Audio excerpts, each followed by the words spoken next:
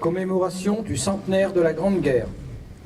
Montée des couleurs par Monsieur Alain Grandillon. Attention pour les couleurs, envoyez.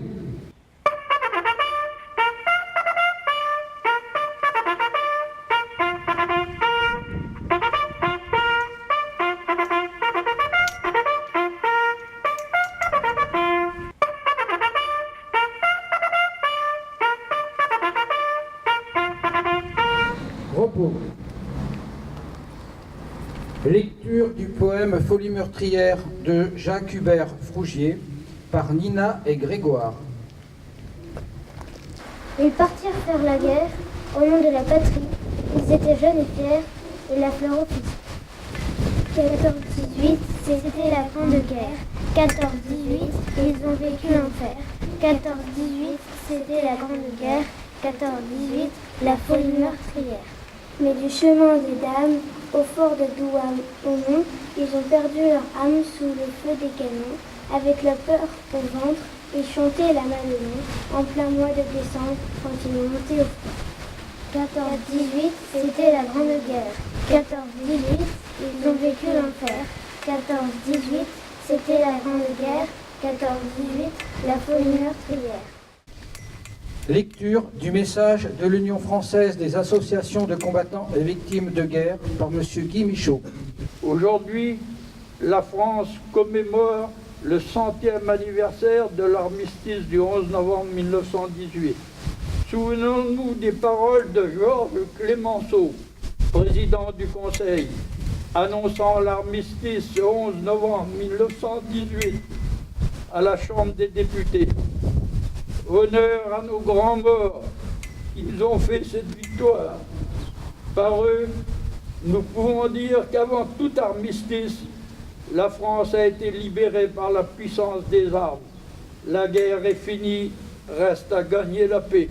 En ce jour de commémoration, l'Union française des anciens combattants et de victimes de guerre en appelle à la conscience et à la mémoire de chacun afin que l'acceptation du sacrifice suprême, l'espérance qui habitait toutes ces victimes, inspire nos actions en faveur de la paix, de la solidarité et de la fraternité.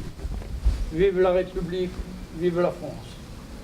Lecture du message de M. Emmanuel Macron, président de la République, par M. Joël Papineau, maire de Saint-Sampnin.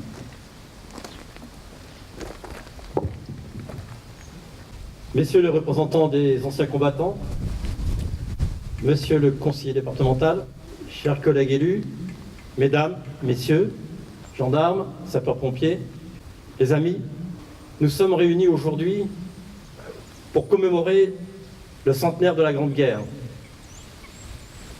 J'ai une pensée particulière aujourd'hui pour nos grands-pères, notamment le mien, Paul, qui par pudeur ou par dignité ne m'a jamais raconté les atrocités de la guerre 14-18. Dans ses anecdotes, il citait qu'il partait à la guerre avec des fusils, 100 balles, simplement une baïonnette et un bâton. Il se nourrissait de trognons de pain qu'il trempait dans l'eau au fond des tranchées. Les camarades mouraient. Pourquoi eux et pas moi, me disait-il.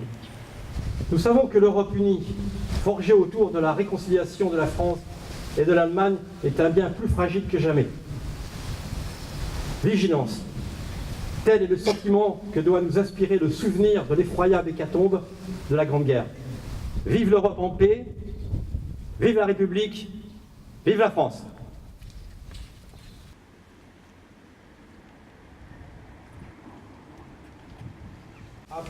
Appel des morts.